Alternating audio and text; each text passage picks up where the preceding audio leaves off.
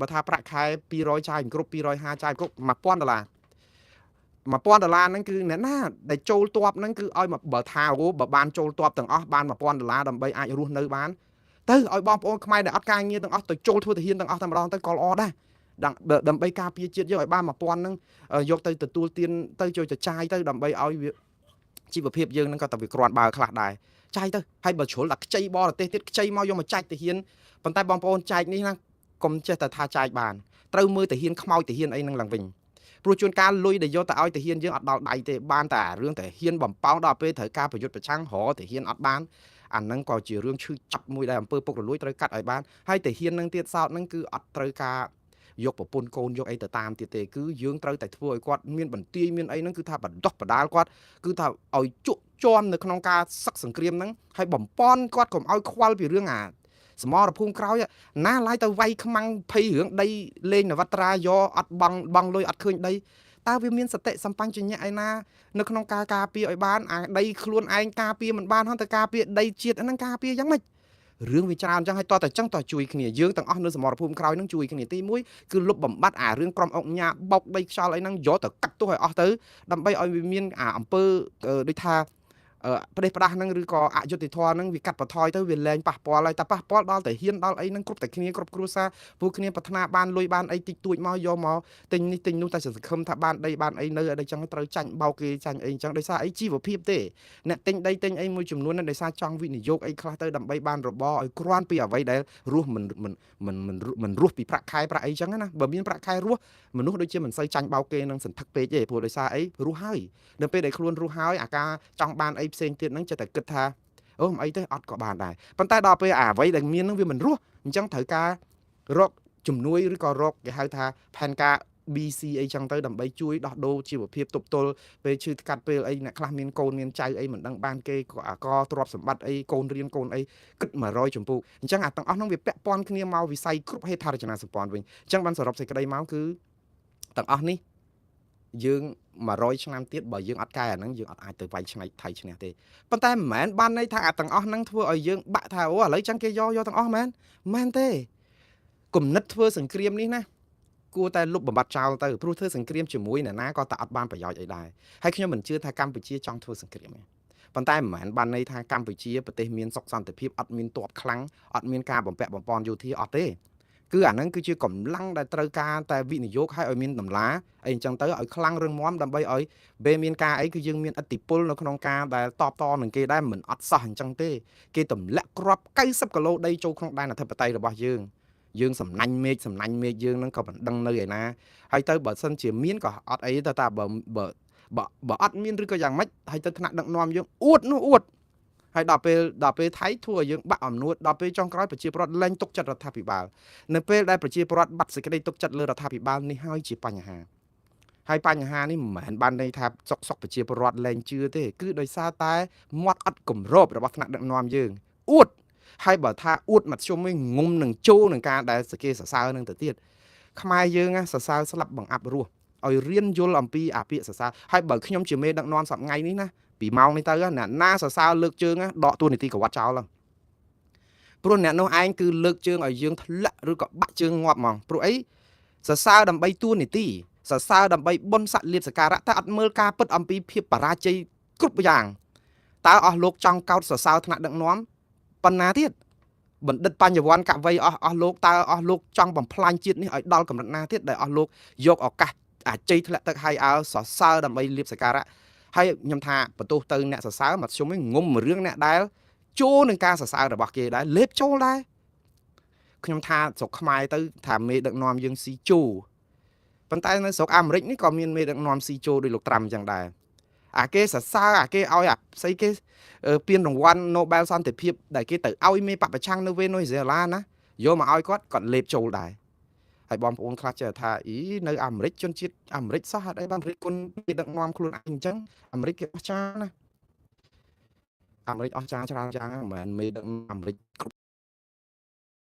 អាមេរិករដ្ឋប្រជាធិបតេយ្យគឺអស្ចារ្យប៉ុន្តែក៏នៅតែមានមនុស្សបំផ្លាញវាដែរចឹងមិនមែនបានថាយើងសុទ្ធតែប្រទេសមួយហើយមេដឹកនាំមិនមែនតំណាងឲ្យប្រជាជាតិទាំងមូលទេ ព្រោះគោលនយោបាយរបស់មេដឹកនាំគណៈបកមួយចំនួនអាចនឹងបំផ្លាញជាតិរបស់ខ្លួនបំផ្លាញកិត្តិយសរបស់ខ្លួនដោយមិនដឹងខ្លួនដោយសារតែភាពជ្រុលនិយមហើយបើយើងមកចោទប្រជាពលរដ្ឋទាំងអស់ថាជាប្រជាពលរដ្ឋមានជាតិសាសន៍នឹងយើងត្រូវតែស្អប់ចាំបើខ្ញុំអត់ឲ្យយើងស្អប់ប្រជាពលរដ្ឋយើងឆ្លោះគ្នាជាមួយថៃខ្ញុំបានប្រាប់បងប្អូនគ្រប់ពេលខ្ញុំបិណ្ឌបាតគ្រប់ពេលកុំស្អប់ប្រជាពលរដ្ឋស្អប់អ្នកនយោបាយស្មោកគ្រោកព្រោះប្រជាពលរដ្ឋគឺជាចំណាប់ខ្មាំងនិងជាជនរងគ្រោះនៃនយោបាយស្មោកគ្រោករបស់ពួកក្រុមនយោបាយទេដូច្នេះបើយើងស្អប់ជាប្រជាពលរដ្ឋគឺយើងបំរើឧបករណ៍នយោបាយហើយគឺយើងនឹងឆ្លោះគ្នាគ្មានទីបញ្ចប់ហើយអាហ្នឹងគឺគ្មានកោះត្រៃអីត្រូវគ្នាទេចឹងហើយបានថាយើងឲ្យចេះរិះគន់ចំគោលដៅអ្នកណាដែលប្រព្រឹត្តឲ្យមានបញ្ហានៅក្នុងប្រទេសយើងនឹងថៃយើងមើលដៅតែអ្នកហ្នឹងហើយឲ្យចេះប្រើសិទ្ធិនៅក្នុងការបញ្ចេញមតិរបស់ខ្លួនហើយឲ្យចេះឈឺឆ្អាលគ្នាឲ្យចេះមើលគ្នាឲ្យចេះការពារគ្នាមិនមែនអាចជ័យធ្លាក់ទឹកតែស្កតែស្កតាមគ្នាយើងងាប់ហើយបើគេសរសើរថ្នាក់ដឹកនាំលើកជើងហ្នឹងក៏គួរតែមានក្រុមណាហ្នឹងមកទប់មាត់ផងព្រោះមាត់យើងវាអត់កម្របបែបហ្នឹងមេដឹកនាំយើងចូលនឹងការសរសើរ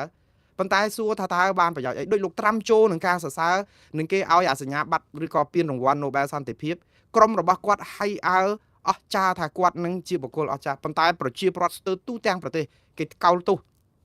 ថានេះគឺជាអំពើដ៏អត់មានតម្លៃអីសោះសម្រាប់មេដឹកនាំរបស់អាមេរិកដែលទៅយករបស់ដែលគេឲ្យទៅជ័យលាភីគេសោះហើយទៅគេប្រគល់មកឲ្យយើងញញឹមយកដែរវាអត់ត្រូវយើងអត់បានប្រឡងបាក់ឌុបអត់ដែលបានទៅរៀនដើរតែកិច្ចសាលាឧទាហរណ៍ខ្ញុំមិននិយាយលោកត្រាំអញ្ចឹងទៅ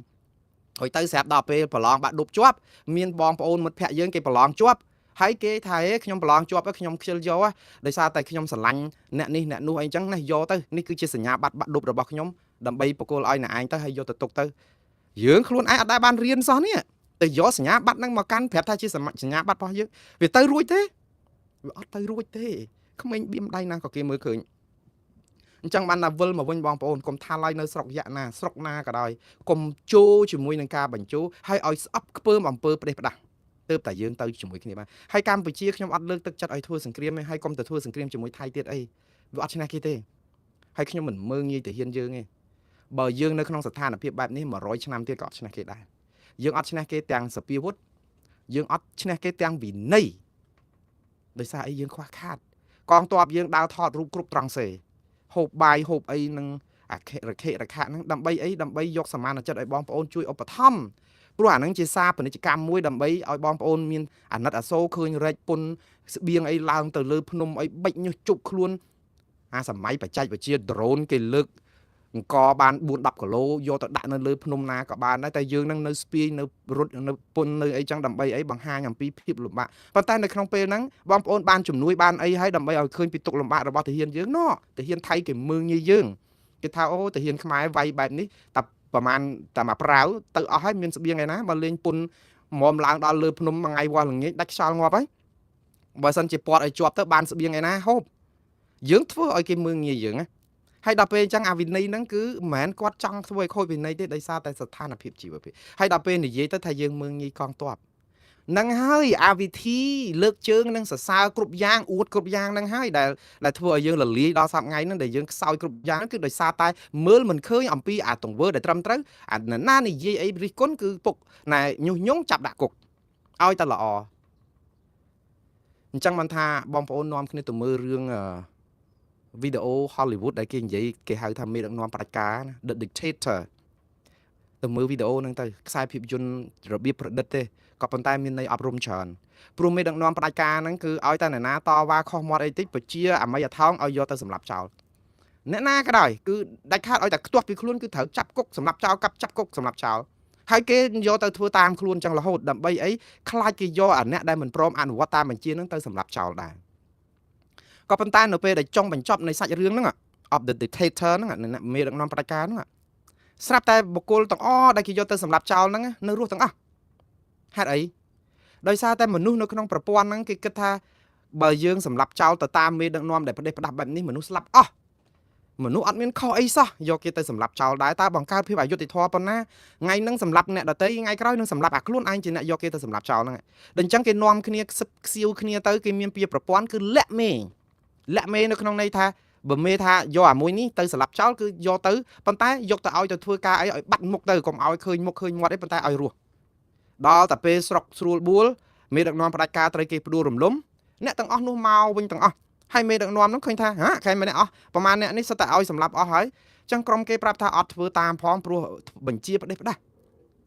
នេះឃើញអាហ្នឹងបានធ្វើឲ្យយើងជួយកែគ្នាហើយបើសិនជាអាច័យធ្លាក់ទឹកហើយអើតាមគ្នាអញ្ចឹងងាប់ហើយម្ដងនេះអត់មានពេលអញ្ចឹងទៀតទេណាបងប្អូនហើយខ្ញុំនឹងលើកអំពីទស្សនៈរបស់លោកបណ្ឌិតអិនសុផលដែលលោកសរសេរសភៅច្រើនណាស់តាមពិតលោកបណ្ឌិតអិនសុផលនេះមាននានាការគ្រប់គ្រងគណៈបកប្រជាជនកម្ពុជាច្រើនសន្ធឹកនឹងរដ្ឋាភិបាលប៉ុន្តែខ្ញុំពេញចិត្តនឹងសម្ដីរបស់លោកនៅក្នុងពេលនេះហើយដើម្បីជម្រាបជូនបងប្អូនឲ្យដឹងអំពីទស្សនៈរបស់លោកនិយាយអំពីការទប់ទល់ថៃពេលទៅអនាគតផងតើកម្ពុជាធ្វើអីដើម្បីអាចមានព្រៀបឬក៏ទប់ទល់ជាមួយថៃបានហើយខ្ញុំជឿថាទស្សនៈមតិរបស់លោកគឺយកទៅពិចារណាទៅបងប្អូនព្រោះកម្រមានអ្នកណាហ៊ាននិយាយណាស់ព្រោះនៅស្រុកខ្មែរនេះតើឲ្យតែនិយាយការពិតមិនចេះការពារហ្នឹងគឺអាចលបូតតំណែងឬក៏គេចាប់ដាក់គុកឬក៏អីអញ្ចឹងទៅប៉ុន្តែម៉ោងនេះគឺជាម៉ោងត្រូវផ្លាស់ប្ដូរគំនិតហ្នឹងឲ្យទទួលស្គាល់ការពិតឈប់អួតឈប់ជោឈប់អាច័យធ្លាក់ទឹកស្កតែត្រូវគិតពង្រឹងខ្លួនឡើងវិញតើពង្រឹងយ៉ាងម៉េចអញ្ចឹងអ្វីដែលយើងនៅមានដងដាវបងប្អូនយើងអត់ទាន់អស់សង្ឃឹមទេហើយកុំធ្វើឲ្យខ្មែរអស់សង្ឃឹមប្រជាពលរដ្ឋខ្មែរ17លាននាក់កំពុងតែផ្ញើជោគវាសនាទៅលើរដ្ឋាភិបាលប៉ុន្តែរដ្ឋាភិបាលប្រាប់ថាកុំភ័យជឿទុកចិត្តចោះប៉ុន្តែក៏ហក់រហូតក៏ហក់ច្រើនលើកច្រើនគ្រាក៏ហក់អារឿងស្អីគេណែសំណាញ់មេឃនោះមួយសារទៅក៏ហក់រឿងប្តឹងទៅ ICJ នោះមួយសារទៅសុទ្ធតែរឿងពីរធំនៅក្នុងប្រវត្តិសាស្ត្រដែលយើងធ្វើឲ្យប្រជាពលរដ្ឋបាក់បបខ្លោបខ្លាចនឹងការបកកែភូតផលរបស់រដ្ឋាភិបាលហើយអានេះហើយដែលធ្វើឲ្យបាត់សេចក្តីទុកចិត្តដល់តែពេលឥឡូវនេះយើងទៅនិយាយអីក៏គេថាឥឡូវកុំភ័យតិចទៀតបានដីយើងមកវិញហើយព្រោះអីយើងកំពុងតែឈ្នះការទូតហើយឈ្នះការទូតខ្មែរឈ្នះកន្លែងណាម៉ោងនេះអត់មានប្រទេសណាមួយថ្កោលទោសថៃសូម្បីតែមួយម៉ាត់អានឹងគឺជាជោគជ័យនៅក្នុងការទូតបងប្អូនត្រូវមើលឲ្យឃើញហើយខ្ញុំមិននិយាយមើលងាយជាតិសាសន៍នេះទេខ្ញុំថាពិភពលោកនេះពឹសពុលអាក្រក់អយុត្តិធម៌ណាស់សម្រាប់ជាតិសាសន៍ខ្ញុំនេះសម្រាប់ប្រជាពលរដ្ឋកម្ពុជាខ្ញុំអត់និយាយអំពី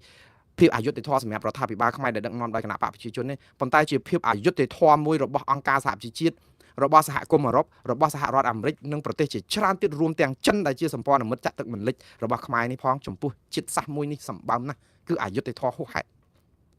ុសារព័ត៌មានអន្តរជាតិក៏ផ្ដល់ភាពអយុត្តិធម៌យ៉ាងសម្បើមសម្រាប់ប្រជាជាតិខ្ញុំដល់ភពនេះដែរព្រោះអត់មានផ្សាយថ្កោលទោសថៃសូម្បីតែបន្តិចអាទាំងអស់ហ្នឹងគឺខ្ញុំនៅតែឈឺចាប់សម្រាប់ជាតិសាសន៍ខ្ញុំដែរព្រោះអីមិនចំពោះថាជាតិនេះដឹកនាំដោយគណៈបកណាទេប៉ុន្តែវាប៉ះពាល់ដល់កិត្តិយសសេចក្តីថ្លៃថ្នូរភាពអយុត្តិធម៌សម្រាប់ប្រជាពលរដ្ឋខ្ញុំទាំង17លាននាក់ប៉ុន្តែបងប្អូនយើងត្រូវដឹងអំពីឫសគល់នៃបញ្ហាហេតុអីបានជាសហគមន៍អន្តរជាតិគេអត់គ្រប់គ្រងយើងតតែសោះអត់ថ្កោលទោសថៃសូម្បីតែបន្តិចថៃគ្រាន់បើមែនអ្នកណាមើលមិនឃើញថាថៃឈ្លានពានកម្ពុជាគ្មានបៀមដៃក៏គេមើលឃើញដែរ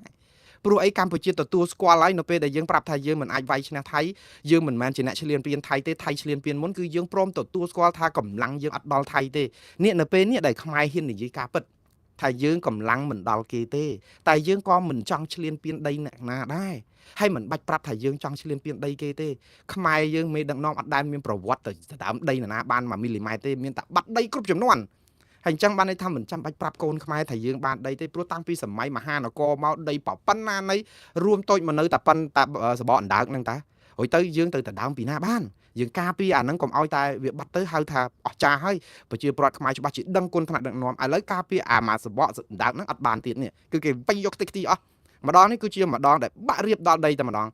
ប៉ុន្តែដោយសារអីគឺដោយសារយើងបាច់បាក់សាមគ្គីគ្នាបងប្អូនមិនមែនដោយសារតែហើយកុំបន្ទោសតែគណៈបកមួយណាដឹកនាំយើងបន្ទោសប្រជាពលរដ្ឋខ្មែរយើងចូលរួមគ្នាអាច័យធ្លាក់ទឹកដូចគ្នាបងប្អូនទាំងអស់គ្នាទាំង17លានអ្នកហ្នឹង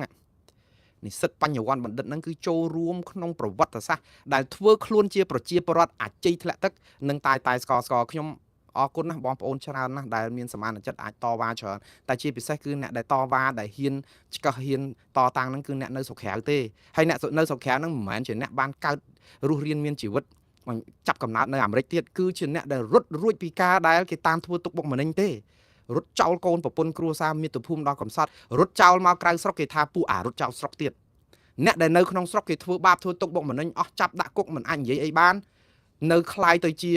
ាត្រីស្លាប់ត្រីងាប់ហែលបដែតទឹកយើងទៅសើអ្នកនៅនឹងដល់តែពេលគ្នាមកក្រៅរត់រួចពីការធ្វើទុកបុកម្នេញហ៊ានតវ៉ាក្រោកដើម្បី ឲ្យជួយបងប្អូននៅ17លានអ្នកដែលជាចំណាប់ខ្មាំងមកចោតគេសុទ្ធតែអ្នករត់ក្បត់ជាតិរត់ចោលប្រទេសរត់ចោលស្រុកចុះបើបងប្អូនអត់រត់ចោលស្រុកនឹងបងប្អូនមិននៅក្នុងស្រុកនឹងជួយគ្នាទៅដើម្បីកែប្រែស្រុកនឹងឲ្យល្អដើម្បីឲ្យបងប្អូននៅក្រៅស្រុកនឹងគ្នាបានវិលទៅស្រុកវិញហីស្មានតែអ្នកនៅក្រៅស្រុកនឹងគ្នាចង់ចោលឆ្អឹងនៅស្រុកក្រៅនឹងមែនស្រុកខ្មែរជាដើមកំណើតជាដីជាសវណ្ណភូមិជាមាតុភូមិដ៏កំសត់របស់យើងចង់ទៅវិញទៅជួយកសាងជាតិរបស់យើងវិញប៉ុន្តែទៅវាមិនបានបងប្អូនច្រើនណាស់ដែលទៅអត់បានដោយសារអីគេធ្វើទុកបុកម្នេញគេតាមររឿងបងប្អូនក្រុមគ្រួសារសាច់សាលោហិតមិនររឿងគេនៅក្រៅបានររឿងគេនៅក្នុងប្រទេសទៀតអានឹងឬដែលបងប្អូនគិតថាបងប្អូនដែលរត់ចោលស្រុកគឺជាអ្នកដែលក្បត់ជាតិឬក៏មានបញ្ហាដែលធ្វើឲ្យជាតិនេះអត់មានសេចក្តីសុខបងប្អូនររឿងអ្នករត់ចោលស្រុកតាមពិតមិនមែនរត់ចោលស្រុកទេគឺកិច្ចចេញពីការធ្វើទុកបុកម្នេញដើម្បីបានសុវត្ថិភាពហើយនៅតែចិញ្ចឹមចិត្តគិតគូរពីស្រុកខ្មែរវិញបងប្អូនបើជេរអ្នករត់ចោលស្រុកចេះវិញអានឹងខ្ញុំមិនសូវប្រកាន់ទេជេរអ្នករត់ចោលស្រុកដែលមកនឹងរត់ដោយសារគេធ្វើទុកបុកម្នេញដោយសារគណៈបកប្រជាជនកម្ពុជាឬរដ្ឋាភិបាលអាជ្ញាធរគេធ្វើទុកបុកម្នេញដោយសារខ្លួនមិនមាននានាការគ្រប់គ្រងគណៈបកប្រឆាំងហើយគេចាប់តាមសម្រាប់តាមអីហើយមកដល់អាមេរិកមកសុំសិទ្ធិជ្រកកោននយោបាយស្រាប់តែបានសិទ្ធិជ្រកកោននយោបាយបាន green card បានអីមករស់នៅអ្នកខ្លះបានដល់សញ្ជាតិបែរមកខំគ្នាឯងដែលនៅក្រៅស្រុកហ្នឹងមកវាយប្រហារបងប្អូនចោតពួកគាត់អ្នកចោលរត់ចោលស្រុកចោលម៉ាស៊ីនអាហ្នឹងមិនត្រូវព្រោះដោយសារអ្នកទាំងនោះឯងគឺចោលម៉ាស៊ីនមែនហើយរត់ចោលពីគេធ្វើទុកបុកម្នេញយកលេសមកដោយសារតែប្រឆាំងរដ្ឋាភិបាលដែលបំផ្លាញធ្វើបាបធ្វើទុកបុកម្នេញប្រជាពលរដ្ឋមកដាក់សិទ្ធិសុំជ្រកកោននយោបាយដើម្បីឲ្យមានសិទ្ធិជ្រកកោននយោបាយគេជឿយើងដោយសារគេឃើញភាពអយុត្តិធម៌របស់គណៈបកកណ្ដាលអំណាចនៅកម្ពុជាធ្វើបាបធ្វើទុកបុកម្នេញបងប្អូនមើលសហរដ្ឋអាមេរិកពេលដែលបងប្អូនមកសុំសិទ្ធិជ្រកកោននយោបាយគ្រាន់តែឮថារត់គេចពីការធ្វើទុកបុកម្នេញរបស់គណៈបកប្រជាជនគេឲ្យចិត្តសិទ្ធិជ្រកកោននយោបាយភ្លាមអត់បាច់ពិចារណាយូរទេហេតុអីបានបងប្អូនហេតុអីបានគេឲ្យពីការពីអត់ពិចារណាយូរដោយសារតែគេដឹងថារដ្ឋាភិបាលកម្ពុជាដឹកនាំប្រទេសតាមរបៀបផ្ដាច់ការអញ្ចឹងប្រជាពលរដ្ឋខ្លោចផ្សារមិនអាចនៅបានគេអត់ត្រូវការភ័ស្តុតាងអីច្រើនទេអញ្ចឹងគេងាយនឹងឲ្យដោយសារអីក៏គេដឹងថាប្រទេសហ្នឹងផ្ដាច់ការអ្នករត់មកពីកូរ៉េខាងជើងគេអត់សូវសួរទេសុំសិទ្ធិជ្រកកោននយោបាយនៅចោះព្រោះតែទៅវិញគឺស្លាប់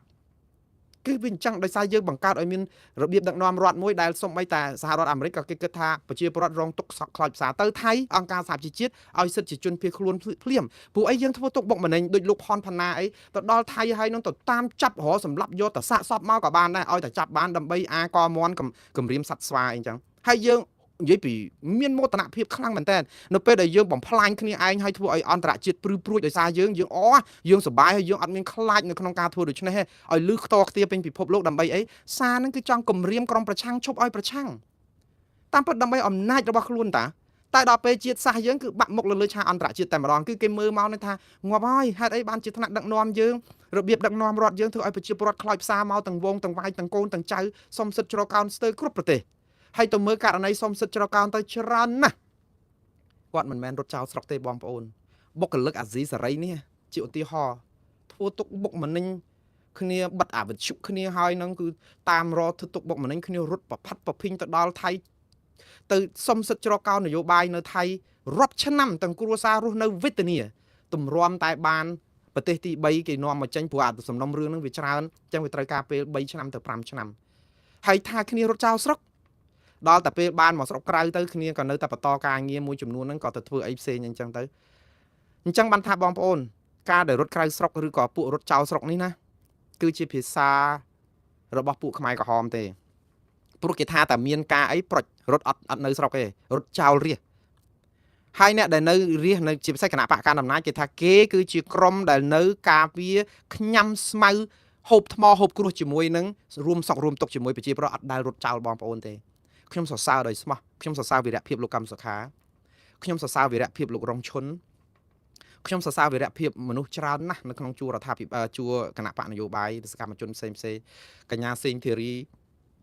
និងក្រុមចលនាមេដាធម្មជាតិនិងលោកស្រុនស្រនលោកអីហ្នឹងជាវីរភាពមួយដែលមិនអាចកាត់ថ្លៃបានទេដែលហ៊ានតតាំងនៅជាមួយនឹងអាជ្ញាធរដែលគេគម្រាមកំហែងហើយមិនចាក់ចេញទៅរកទីទួលសុវត្ថិភាពអស្ចារ្យណាស់ជាអំពើដ៏ក្លាហានប៉ុន្តែអស់លោកអត់អាចនឹងទៅប្រៀបធៀបថាអ្នកដែលមិនចាក់ចេញពីស្រុកខ្មែរហើយមកអ្នកចាក់ចេញពីស្រុកខ្មែរថាអ្នករត់ចោលស្រុករត់ចោលប្រជាពលរដ្ឋភ្លេចពីការឈឺចាប់សុខទុក្ខរបស់ប្រជាពលរដ្ឋមិនត្រូវទេបងប្អូនខ្ញុំថាយើងសរសើរវីរភាពអ្នកដែលនៅក្នុងស្រុកប៉ុន្តែកុំឲ្យយកឱកាសហ្នឹងមកមើលវាយប្រហារអ្នកដែលគ្នាមិនអាចនៅស្រុកបានហើយថារត់ចោលស្រុកវាមិនត្រូវទេព្រោះអ្នកដែលរត់ចោលស្រុកហ្នឹងគឺដោយសារកលៈទេសៈច្រើនណាស់វានៅវាមិនបាន គឺគេតាមសម្លាប់គេតាមធ្វើឃាតគេតាមធ្វើបាបធ្វើទុកបុកម្នេញបើមានជីវិតទៅក៏អាចនឹងបន្តអាជីវិតនយោបាយហើយឃើញពួកគាត់នៅក្រៅប្រទេសបន្តជីវិតនយោបាយតស៊ូមតិដើម្បីឲ្យមានសិទ្ធិមនុស្សប្រជាធិបតេយ្យក្នុងថ្ងៃណាមួយពួកគាត់វិលទៅវិញបានដូចអ្នកស្រីមូសុហួរឧទាហរណ៍ពួកគាត់រត់ចោលស្រុកជាការពិតហើយយើងធ្វើទុកបុកម្នេញប្រព័ន្ធតុលាការដែលគេទាញច្បាប់យឺតដោយកស៊ូយើងតស៊ូយ៉ាងម៉េចបើគេធ្វើបាបធ្វើទុកបុកម្នេញអញ្ចឹងកិច្ចខ្លួនមួយរយៈដើម្បីសុវត្ថិភាពដល់តែពេលគាត់សុំទៅវិញគាត់តែមិនអោយគាត់ទៅតើអ្នកណាដែលខូចឲ្យប្រកាសយើងមើលឃើញគាត់មានសារអំពាវនាវម្ដងហើយម្ដងទៀតសុំឲ្យគាត់ទៅវិញទៅតាំងពីខ្ញុំធ្វើការនៅវិទ្យុអាស៊ីសេរីសុំឲ្យគាត់ទៅវិញទៅដើម្បីឲ្យបានទៅប្រឈមមុខនឹងការកាត់ទោសរបស់តុលាការអីចឹងគាត់មិនអីទេគាត់នឹងទៅបង្ហាញខ្លួនអត់ឲ្យទៅហើយទៅចាប់ផ្ដើមប្រាប់ថាអ្នកនោះឯងរត់ចោលស្រុកបង្កបញ្ហាលោកសំរងស៊ីចង់ទៅស្រុកពី2019ទៅហាមអស់យន្តហោះក្រុមហ៊ុនយន្តហោះអត់ឲ្យដឹកលោកសំរងស៊ីឆ្លងកាត់ចូលប្រទេសថៃឬក៏ប្រទេសណាក៏ដោយអត់ឲ្យចូលប៉ុន្តែនៅក្នុងពេលជាមួយគ្នានឹងថាណែឯងមកតាមផ្លូវណាក៏បានផ្លូវណាក៏បានស្វាគមន៍នេះហើយគេហៅថានយោបាយប្រជាពិធដែលកុហកបោកប្រាស់រាជហើយថាបង្រួមដល់ពេលជាចាប់ដាក់គុករហូតធ្វើទុកបុកម្នេញអញ្ចឹងបានថាទាំងអស់នេះគឺជារបៀបដឹកនាំរដ្ឋហើយខ្ញុំរិះគន់នេះអត់ចង់ឲ្យមានអំពើកុបកម្មបះបោទម្លាក់រដ្ឋាភិបាលអីអត់ទេចង់ឲ្យរដ្ឋាភិបាលកែខ្លួនមិនយឺតពេលទេបើចាប់ផ្ដើមកែពីឥឡូវទៅដូចខ្ញុំបានជម្រាបម្ដងទៀតខ្ញុំមិនមែនជាអ្នកនយោបាយទេខ្ញុំគ្មាននិន្នាការនយោបាយរបស់គណៈបកណាហើយខ្ញុំគ្មានបានលៀបសការៈឬក៏បានផលពីគណៈបកនយោបាយណាទេគណៈបកកាន់អំណាចក៏មិនមែនជាសត្រូវរបស់ខ្ញុំគណៈបកប្រឆាំងក៏មិនមែនជាមិត្តឬក៏សត្រូវអីរបស់ខ្ញុំទេក៏ប៉ុន្តែជាគណៈបកមួយដែលខំប្រឹងតស៊ូមតិហើយខ្ញុំជាប្រជាពលរដ្ឋខ្មែរនៅក្នុងការដែលមានឥទ្ធិពលក្នុងការផ្សព្វផ្សាយព័ត៌មានគឺថ្លឹងថ្លែងព័ត៌មានហើយខ្ញុំមិនមែន